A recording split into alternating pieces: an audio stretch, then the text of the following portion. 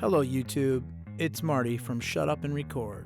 So I am going to shut up and get to the recordings right away. Just a couple of things you should know. These files are completely raw, there's no processing whatsoever, they've only been level matched. Also, I have no affiliation with any manufacturer, retailer, anybody. I'm doing this because I wanted to hear this test. I'm sharing it because you want to hear this or you wouldn't have clicked on this video. At the end of this video, I'm going to give you a couple of my thoughts. Thanks a lot. See ya.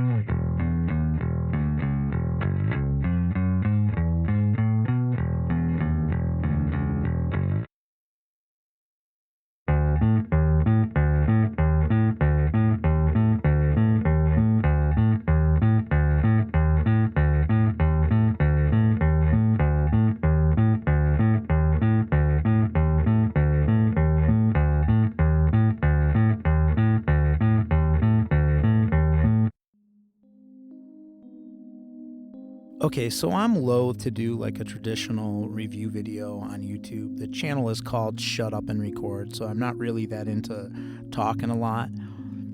But I do think we're here and there's some points I should make and could make that would be useful. So here we go. Let's talk really quickly pros and cons of these microphones. The pros are they absolutely sound perfect for toms.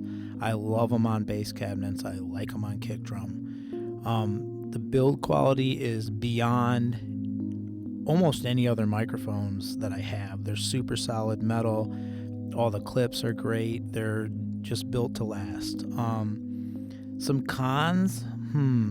I think the number one con with the 230s when I sit at the drums or I walk through the room and see them is they don't look like the expensive classic microphones that you see on toms.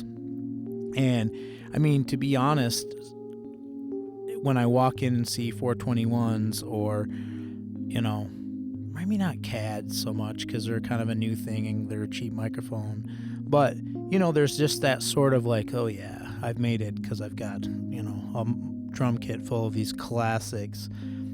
But you at some point you have to live in the real world, and the con of them not being a recognizable air quote classic microphone is minimal for me. I'm lucky enough to not give up, about it. So that's it for cons. The pros, the sound, the build quality, the price. Like, can we talk about how cheap they are?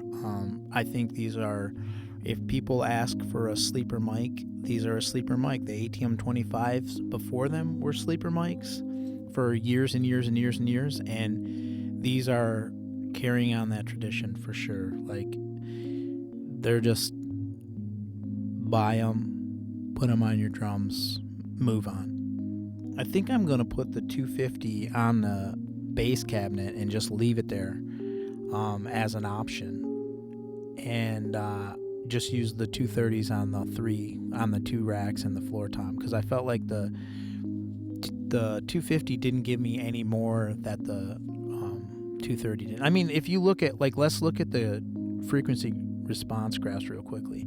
You can see that the 250 looks scooped, but what it is it's a bump on the bottom, and then it's flat, and then it rises up. And then if you go up and look at the 230, it doesn't have the same bump, but so that means you put an EQ on it and you just bump it up if you feel like you want more bottom end, and it's relatively flat. It's a little more wavy, but it doesn't ever dip below, so there's no scoop there.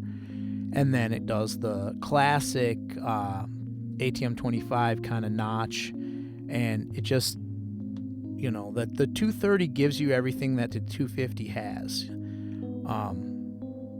and more, because it has that little notch. But so they're kind of interchangeable depending on what frequency range you're working in, and if you want to EQ or not. And I just in a nutshell, let's end this by saying that I don't think about buying ATM 25s anymore.